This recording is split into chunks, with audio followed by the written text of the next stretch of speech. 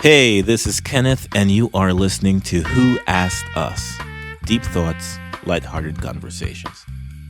Join us as we discuss our way through the Bible with a growing, rotating panel of guests, none of which claim to be experts on any of this. We hope you get just as much out of these conversations as we did having them. Thanks for listening. So anyways, we were down in Mississippi, and my wife was like, I don't get to see my family that often. I'm going to stay until Friday. And I was like, I'm going to be by myself for a week. Do you know how much I can get done in this week? Yes. Do you know, I always try to explain that to my wife. And here's the thing. Here's the best part. Ready? Mm-hmm. Because there's no one to wake up, I can do anything at any hour. That is the best part about it. Dude, if I want to keep painting, great. And listen to music the whole time, great. If I want to, I have to replace some screens that have some holes in them, 2 a.m., I don't care. Whatever. You wake up, you know what? I'll do it. Exactly. Yeah. And it's, when I was away, I went to St. Louis for the weekend, and it's like 3 a.m. I take out my laptop. I'm like, I have an idea. I just start doing stuff. No one to stop you. Absolutely amazing. Because no one's going to hit me with, ready for this? No one's going to hit me with this. I'm curious if you get this. Hey, we're going to go to bed now. Yeah. Oh my God. I hate that. What do you mean we? I'm not tired. But I'm not sleepy. Exactly. Now it makes me feel like a child. No. Wait, I'm like, hold on.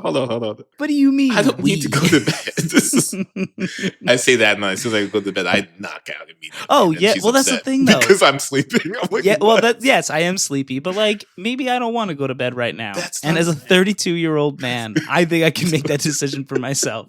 But my wife goes, but we gotta go cuddle. Exactly. I go, all right. Oh my gosh. I listen. I have a loving wife. That's what it is. What am I complaining about? Always about. Isn't there too much cuddling at some point though? At some point, well, because at night it's one thing, but so at night it's fine. But I'm a morning person. Because I've made myself to be because I had to be. And now, unless it's Saturday morning or Sunday morning, I don't want to be laying in bed. No. My back starts hurting. I start getting sweaty. I'm like, what's up with that? What's up with my back hurting from laying in bed? I don't know, man. I don't know. And then I'm like, rest. I can't stay in the bed for that long. No. I don't know. I just can't. Yep. I can't cuddle. You can only cuddle for so long. You can only do that for so long. You got to get up. I need to go along. I need to go build this thing that you got. Things I don't even care about, but I'd rather do that than just lay in bed. Things I don't even care about. But you know what I do care about? What do you care about? Oh, yeah, what a segue. I care about the Word of God. Oh, of course.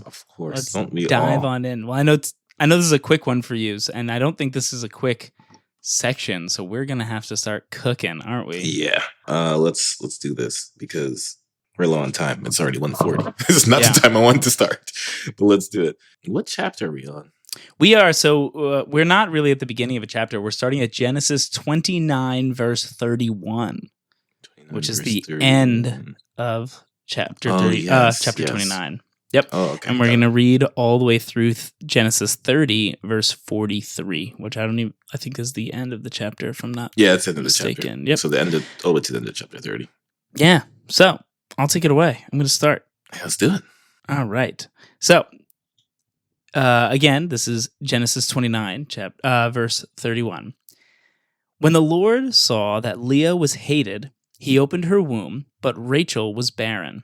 And Leah conceived and bore a son, and she called his name Reuben, for she said, because the Lord has looked upon my affliction, for now my husband will love me. Love that sandwich, by the way. Reubens are great. I'm sorry. Huh? She conceived again and bore a son, and said, because the Lord has heard that I am hated, he has given me this son also. And she called his name Simeon. Again, she conceived and bore a son, and said, now this time my husband will be attached to me, because I have borne him 3 sons. Therefore his name was called Levi. And she conceived again and bore a son, and said, this time I will praise the Lord. Therefore she called his name Judah. Then she ceased bearing. So before we go on past that, and before we let everybody know what's better, a corned beef or pastrami Reuben, I know we're on opposite sides of that argument. Won't open that door. Corned beef all the way. Pastrami's the pain. Corned beef is. I love corned beef, but a pastrami Reuben is just superior to a corned beef Reuben. No. by every metric. Okay, well That's another podcast, not even another episode. I know, right? But why don't you give some background to the beginning of chapter 29? So we have Leah and we have Rachel. So go ahead. Why don't you just remind everybody where we're at? Just as a quick reminder, who is it? Isaac? Jacob. Yes. Jacob goes to find the wife, finds this beautiful woman. Her name is Rachel. And makes a deal like, okay, I'll marry her, right? But he has to make the deal with the father-in-law because apparently, I guess he didn't have enough of a dowry to just pay out, right? So he's working 7 years to marry this woman, this love of his life. 7 years goes by. It doesn't even faze him. He's just like, you know what? 7 years for the love of my life, I can do it. 7 years goes by. The wedding night happens, and I always picture that the bride is in a veil and they get married, and then it's that night, and then next morning he's happy. He just laid this woman. It's great. Looks at her face and it's like, what? You're not Rachel. Absolutely wild. It's Rachel's older, unlovable sister who, according to the Bible, was not attractive, was pretty ugly, and her name is Leah. Leah. We've yet to decide. Leah. Definitely not Leah. I don't know.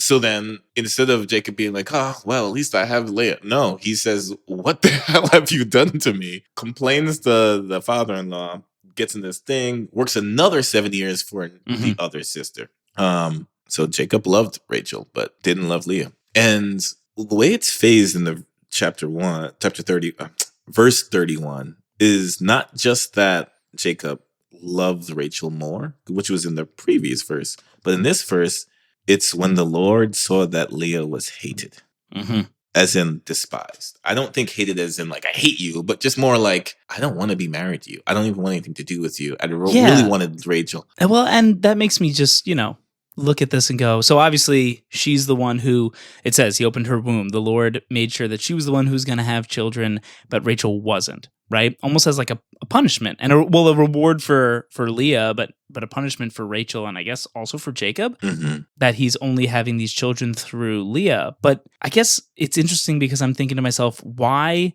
is God specifically like, I'm upset with you not liking Leah, and so I'm going to punish Rachel for it? Or is there something else going on here? I don't necessarily see it as God punishing Rachel or even punishing Jacob. I think this is more of a gift to Leah. But for what reason? Because she doesn't have any worth. She's married to someone who literally immediately went to marry somebody else. She couldn't get married to anyone else. That's the whole reason why Laban, which is their father, even set up this plan to begin with.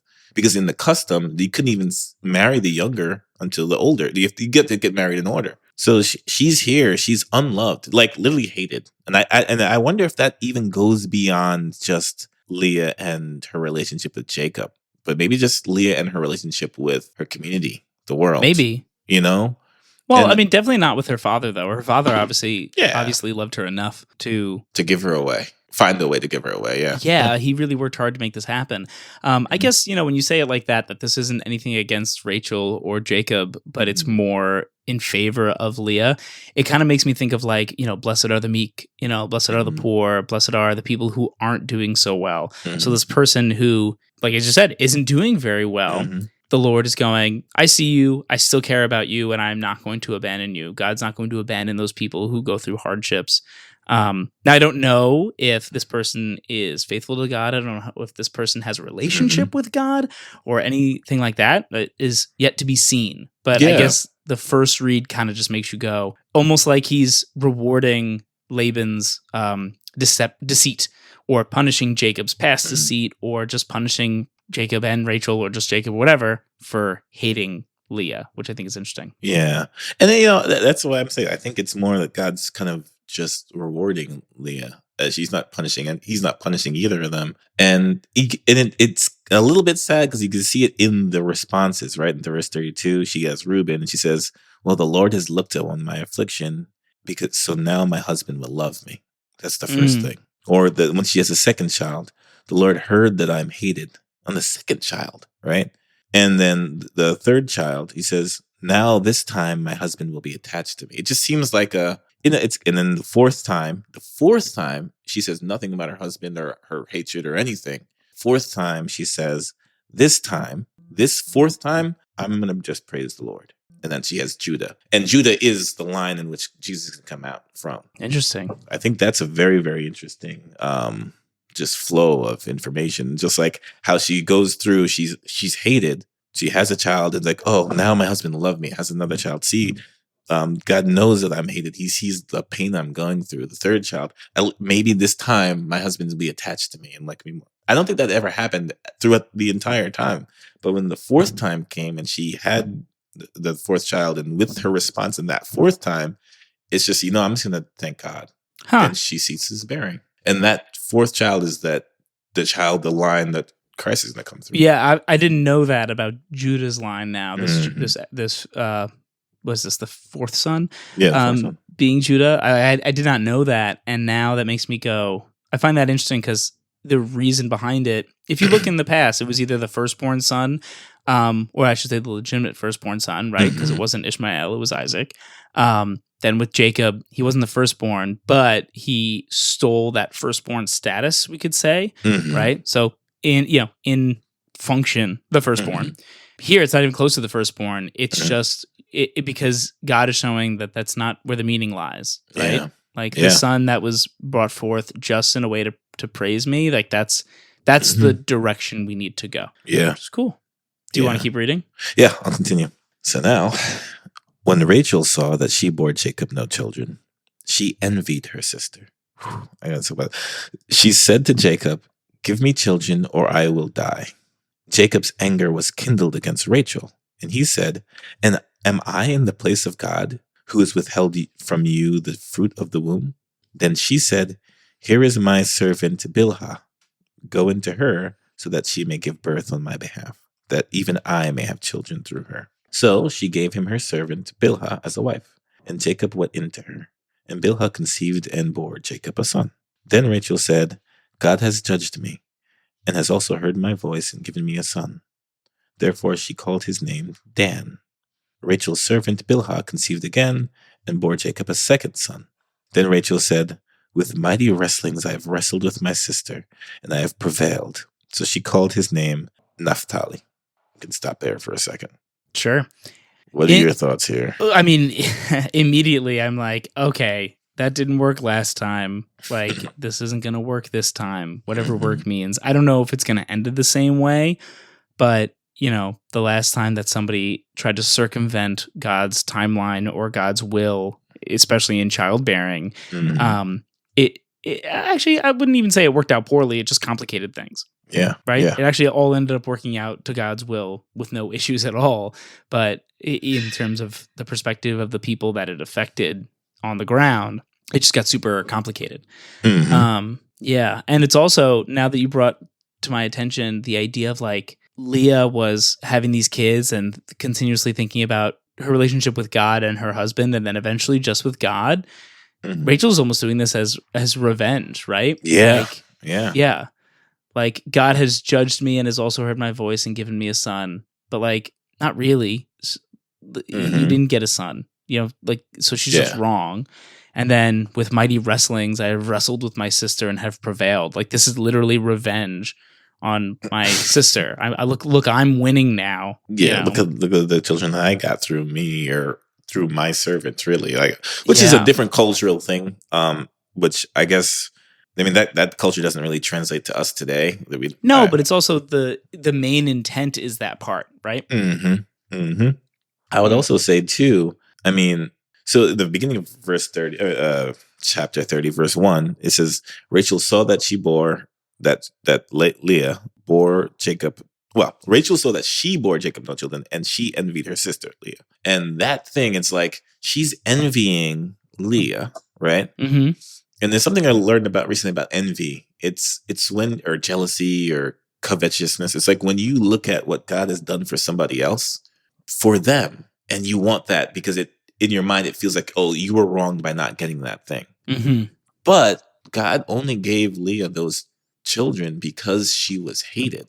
So it's like Rachel's looking at someone else's blessing, someone else's what they have in their life, and getting upset, getting jealous, getting envious of what someone else has, but you don't know why God gave her those things. God gave Leah those things because Leah had nothing else. That's a really good point. I always try to look at these narrative chapters that just have a lot of back and forth, and I go, okay, cool, what are we getting out of this? That's a really good point, right? Like, we look at these people who usually it's visible things, right? So it's usually hedonistic things, but either way, like things that, let's just say, make their lives easier. Let's say money, right? Somebody has a lot of money, or somebody has a super nice house or whatever, but you don't know, it's that old saying, you don't know the cross that they're bearing. You do not have any idea the hardships they're dealing with. So maybe God gave them those things as relief because of the other things that are in their life, right? And vice versa. And I don't think at the end of the day it's all equivalent.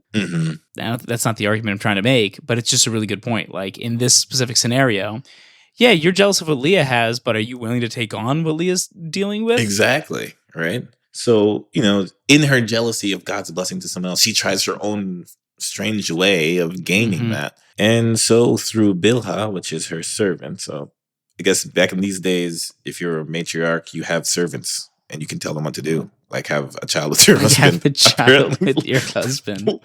And it's your child. Like, you're basically saying, no, you have a child. Basically, forced surrogacy. That's nuts. Because, it's one thing, I couldn't imagine, a surrogate mother giving up their child. That must be such a difficult thing to do.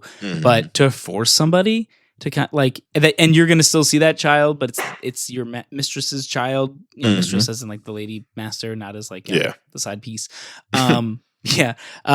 So you're giving it to them, but also you see them all the time, but they're not yours really anymore, but you probably also interact with them. But in what way, I'm not sure. That's almost it sounds like torture. So it's now we're getting into look at what you're doing out of jealousy, out of anger, right? Out of hate. Exactly. Wow.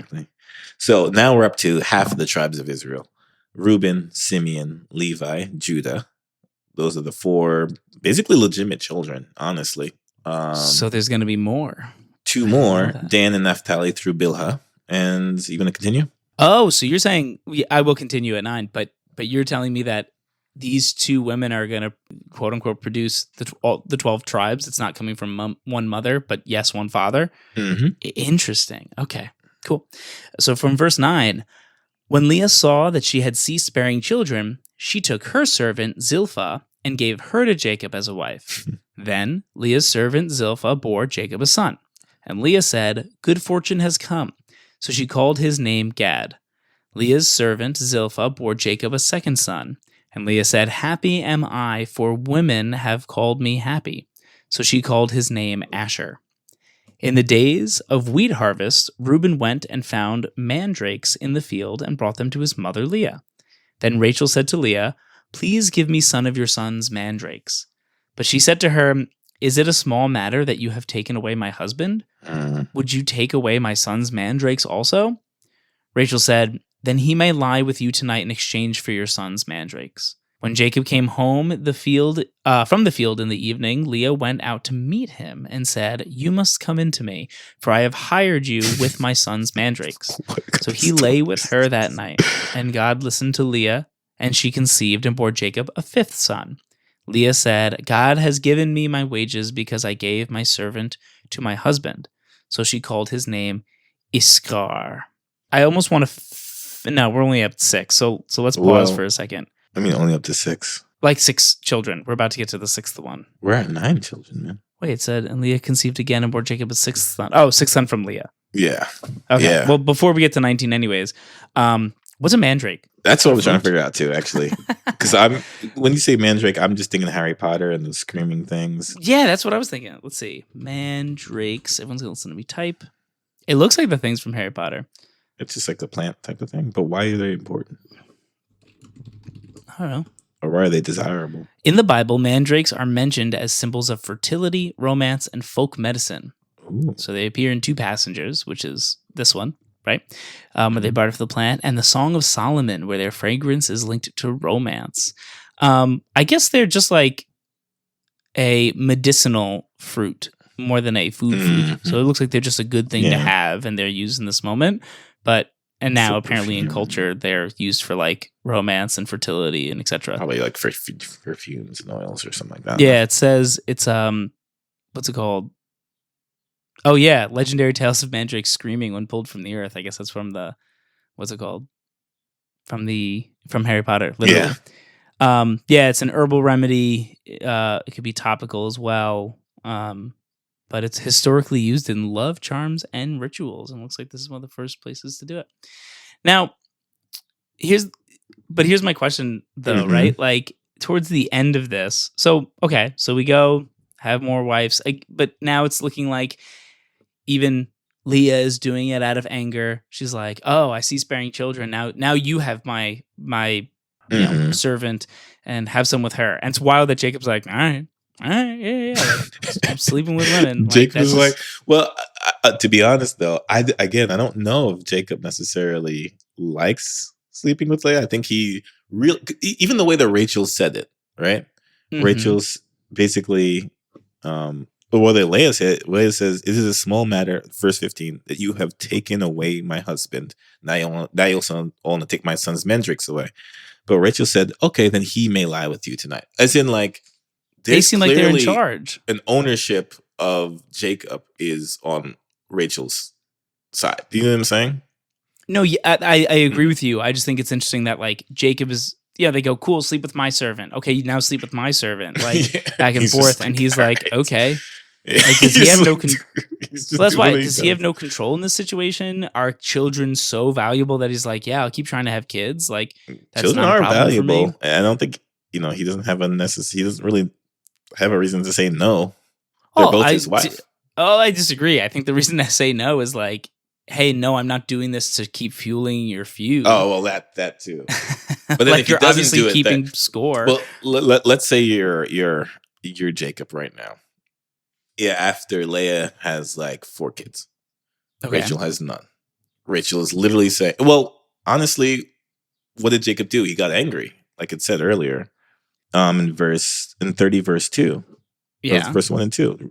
Rachel's complaining to Jacob that she has no children. Give me children. And Jacob's anger was kindled against Rachel. And he said, "Who, like, am I in the place? Like, I can't control, like, what do you want Yeah. me to do?" Right. And that's when she kind of like says, "Do this." And she's just like, "All right, whatever." I mean, he could have said no, but I don't know if that would be good for the But that's my relationship. point is like, he's just going, his wives are upset, and Mhm. this is how he's keeping them at bay. Nothing's getting fixed. He's just keeping Mhm. them at bay. And that's That's kind of why you should stupid. only have one wife. But I don't know. Well, agreed. Yeah. Yeah. The other thing I noticed is like, where was it? Asher, the mandrakes. So Jacob comes. Yeah. Did you also For I take away have my hired son's? you. He's basically a prostitute. Yeah, I mean, kind of. So yeah. So verse 18, Leah said, "God has given me my wages because I gave my servant to my husband." So she called his name Iskar or Issachar. What do you mean? What does that mean Wages at are for all? hire. But what do you mean God has given me my wages? Like, has God kind of rewarded you for giving your servant to your husband? I'm not sure exactly what that means. God has given me her wages, which means she paid for something because I gave my servant to my husband. So I don't know. I don't know. I don't really know her logic there, what that really means exactly. I'd have to explore that a little bit. And even beginning of verse 17 says God listened to Leah, which means there was some sort of request that she made, but that request wasn't necessarily explicit in this text. But I'm assuming the request is that she actually has more children because she stopped having children. Yeah. So It that's just just a seems little weird. interesting that she specifically saying, I'm getting this, God is giving this to me because I gave my servant to my husband. Almost Yeah, like God is approving of it. But of course, that's not coming from God. That's coming from Leah. that's coming Leah's from the one her. saying So it. I'm just kind of confused. Either way, I don't even think Leah ever needed to give her servant to her husband because God's been blessing her naturally. She's already at 5 natural children. Yeah, I think she did it because she was like, oh, I'm not having kids right now. For some reason, it's not working. So I'm going to keep going with this. I And think maybe that's she's why. looking at it as like, hey, now it is working again. And God's allowing me to keep having because I was willing to keep producing for my husband by giving him my servant. Mm-hmm. That's so weird. I really feel like we're missing huge things in this text because it just seems like it's coded somehow. I don't know, but I have no idea what that means. Yeah, I don't know. I mean, I would love. I mean, I don't know. I think at the end of I feel awkward leaving this with just completely I don't know, and we move on. Yeah, I know. Because I feel like we're supposed to at least leave this everything with like, hey, here's what I could conceive it being. Even if it's a little shaky. Mm-hmm. But I mean, if anyone has anything to add, leave it in the comments below this one. I am totally lost with that one specific verse. I mean, let's keep on going. I'll continue. Yeah, maybe we'll get some context. And Leah conceived again. All right. We were at 9. So hold on. Originally there's Reuben, Simeon, Levi, Judah. The first 4, all born to Leah. Then through Rachel's servant Bilhah, there's Dan and Naphtali. That's 5 and 6. Did you write all this down? Yeah. Wow. Then through Leah's servant Zilpah, there's Gad and Asher. That's 7 and 8. And then we just finished off with Leah, who had to purchase her own husband for a night. Has number 9, which is Issachar. And then another one, because Leah conceived again. Yeah. She bore another son called Zebulun. Then Leah said, God has endowed me with a good endowment. Now my husband will honor me because I have borne him 6 sons. And her 6th son, which is the 10th child in all, his name is Zebulun. Afterward, she bore a daughter, and her name was Dinah. So that's 11. 11 children. Dinah doesn't count as a son, but... I was about to say, and will that be a tribe? No. Okay. Patriarchal society here. Also crazy how we're 50-50 for boys and girls, you would think. And there's a lot of kids that came and not a single girl yet until Dinah. I know, right? That's pretty wild. I mean, what are the odds? It's definitely magical. Yeah. Then God remembered Rachel, and God listened to her and opened her womb. And she conceived and bore a son and said, God has taken away my reproach. And she called his name Joseph. So this is Rachel's first natural son. Yes, which is son number 11, child number 13. See, or child number 12. Yeah, and she called his name Joseph, saying, may the Lord add to me another son. That's the end of verse 24. Mm-hmm. Why did God remember her? Why did God look upon her and go, okay, now I'm going to open her womb? He closed it before, and now he's opening it. And I don't really understand why. I think because I don't really think he intended to close Rachel's womb as a punishment. I think he just looked at this situation, wanted to make Leah feel special because she wasn't, and she did. And now she has she gave birth to 1, 2, 3, 4, 5, 6, 7 children, 6 boys, 1 girl. Mm-hmm. She's happy, and she has her daughter, right? Like, I don't think God needs to do anything more. I think Leah's in a good spot. So Leah's like, okay, now Rachel can have her children because Leah has been given this chance to actually have worth and value in her life. That's what it seems like to me. I don't think God was closing Rachel's womb because he was angry with her at all. I think he just did it so that someone else can get some semblance of joy in life. It just feels like it led to a lot of, back and forth in terms of. But spite. I think that's people's individual thing. If Rachel would have been prayerful and thought and been, someone else is winning. Someone else is winning. Like you can go through your life. Let's say it's you and your friend, right? Let's say that your friend, his name is Melvin, and nice. You guys are. Shout out to all the Melvins out there. Crazy that your mother looked at you when you were born and went, "That's Melvin." And you guys are both going through life, and then all of a sudden you see Melvin. He's getting his entire life together. He's doing great. He's killing it. And you're like, well, I want that too. I want this house. I want the family. I want the kids. I want the job. And you're struggling with that. And then you start doing wild things in your life to try to emulate someone else's success.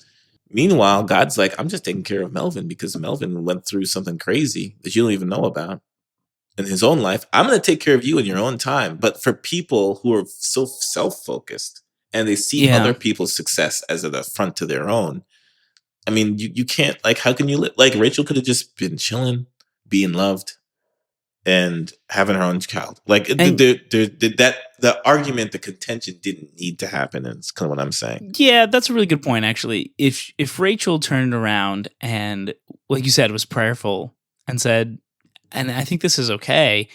Hey, I wish I had the things that my sister had. Like I do think it is okay to pray for things. I don't think you should Yeah. only pray for things, right? Mhm. But I think that's totally fine. And if she was doing that and talking to God about, I really would love this to feel fulfilled. I want to do this in honor of you, et cetera, et cetera.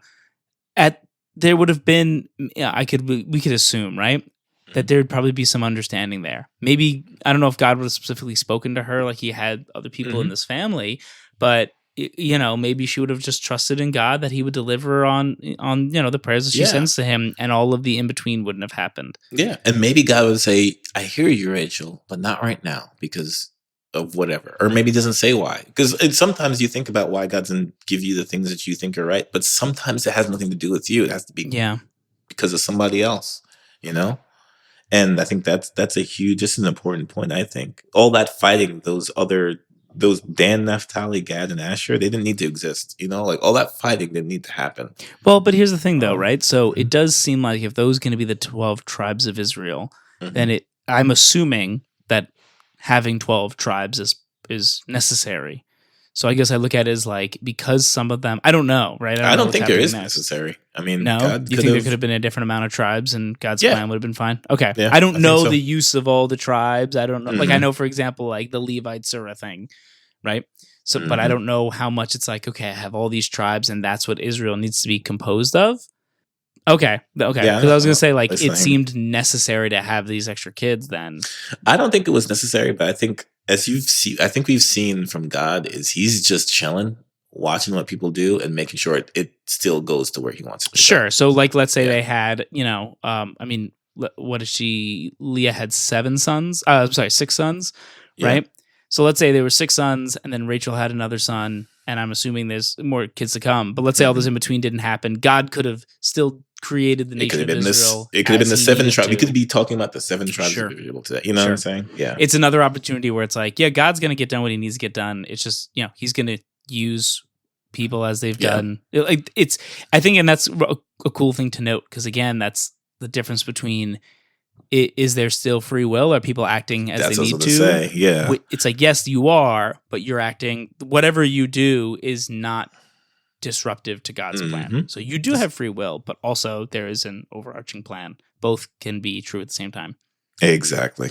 Yeah, I think we do have free will. I think that's the key thing that came out here. Like all this stuff, God's plan is still going to happen from Judah, right? Not from he's going to use Joseph too. That he's made yeah. So let's continue.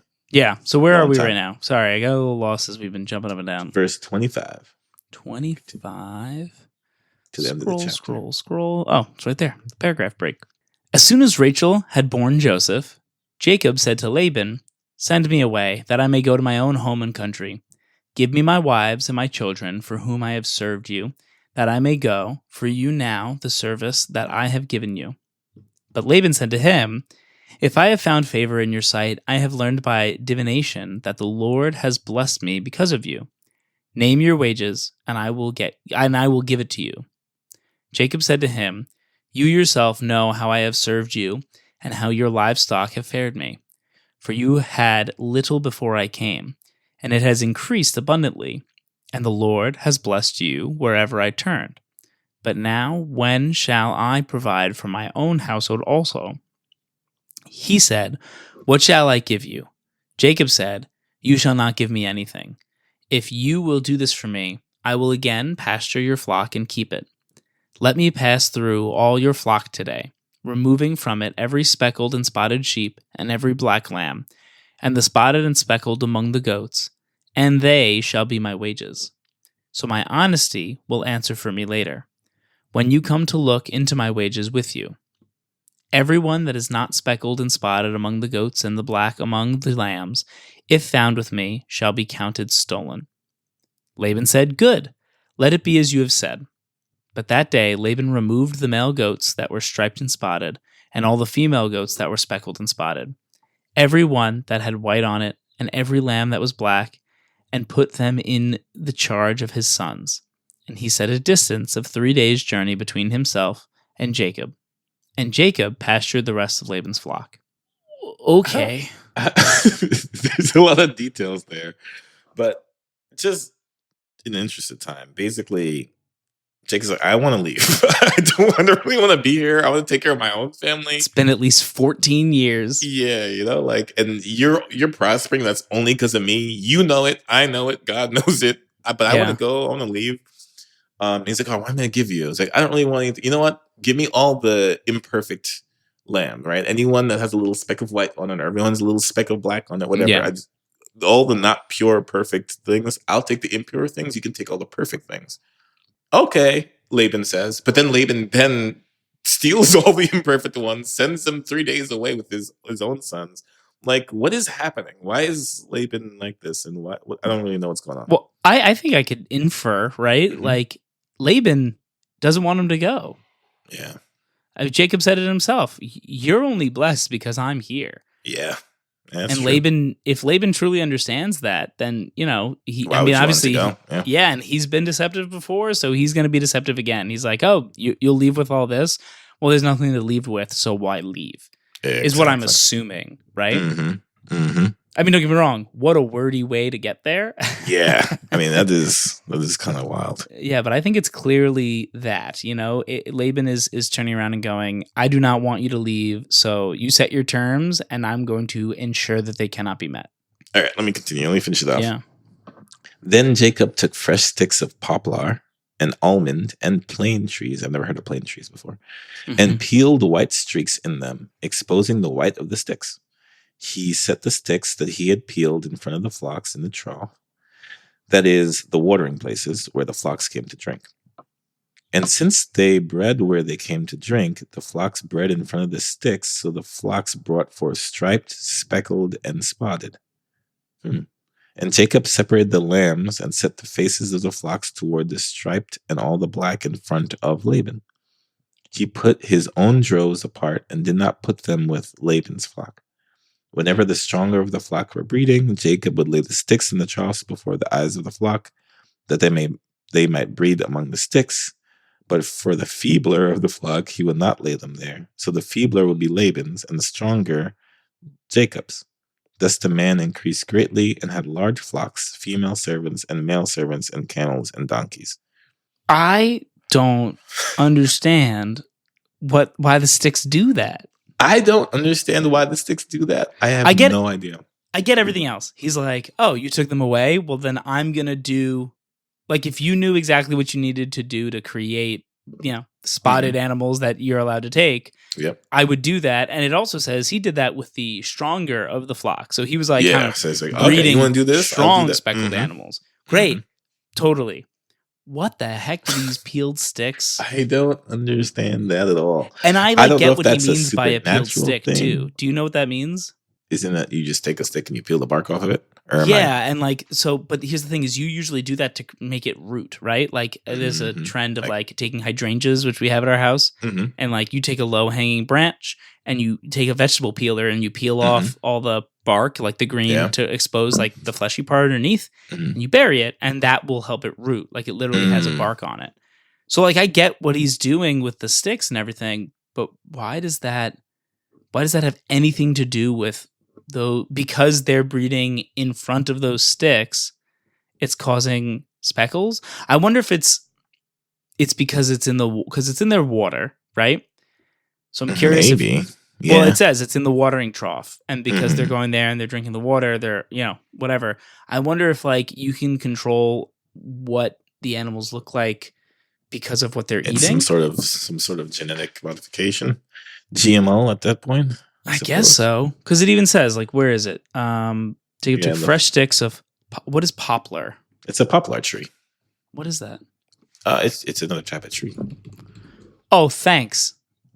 Like, what am I supposed to say to you? Like, it's just a different type of tree. You know, it's like those taller trees. And they look like birch a little bit. Yeah, I was about to say. So they have stripes on their trunk. So it's poplar trees. What else? Almond tree. Let me see what the almond tree is. I want to look at the actual almond trees. Just don't even look like anything special. They look regular. Yeah, almond tree. What was the other one? The other one, plane tree. Which plane tree. These are just random trees on. Well, no, the plane tree barks look pretty It's like flaky. flaky. Yeah. But that's like the spots then. Yeah, I guess that's to represent that. I don't know. Seems like some sort of ancient wives' tale or superstition, but it worked. The almond is the one that's getting me. Why the almond tree then? Maybe now well, maybe because it has like very dark, almost like all black. So he gets all the all black sheep. Oh, the black sheep. Mm-hmm. Wow. Look at us. There you go. We figured it out. We figured it out. Now, it's crazy that worked, but I mean, and listen, like... Maybe it only worked miraculously because of the point that he got made, that they made his God is with you, you know? Yes. Okay. All right. I see it. I think that's what is happening here. I'm sure if Laban did it, it wouldn't have worked. Yes. Okay. Mm-hmm. So these different trees literally have the looks that he's going for, and he's putting it in the presence and hoping it's going to change things. And I guess we're also need to understand that God is definitely blessing Jacob right now in a lot of ways. So he's kind of medium there. Wow. There's a lot there. I like this. I do have to find a way to continue this another time. To continue what? Aren't we done? Next chapter. We are done. Yeah, we're done. Oh, yeah. Yeah. We'll continue this another time. Mm-hmm. Next episode, probably. Mm-hmm. That was the most confusing thing you've ever said to me. I don't know why. Maybe you're coming off of being confused and it's just adding to regular conversations. You're like, we'll finish this another time. I'm like, yeah, literally the next time we do this. You're like, I'm so confused. Like, yeah, we'll finish this another time. Another time, this will be finished. Like, what is you know what? Confusing? This is great. I'm going to ride the high of figuring out the tree thing. That was actually pretty cool, honestly. That makes up for the verse before that we didn't understand. The whole thing about the... I don't know. Actually, no. The verse before is part of... I guess we just took it prematurely. Like, seeing it as a whole, they're setting the stage up for the different speckled, spotted, dark, right? What was the verse again? Go back to it. You were talking about just a second, just the thing right before him. He's talking about the... the other verse that we were like, I don't understand this. Oh, no. I still don't understand that. Yeah, the one that was like, God has paid me wages for giving my servant. Yeah, God has given me my wages because I gave my servant. I got to figure that out. Hopefully I come back to the next episode with some insights. I got to remember to hold you accountable for that. If we don't start the next episode with, I figured it out. Let's do it. You're done. All right. Awesome. Well, who else is it?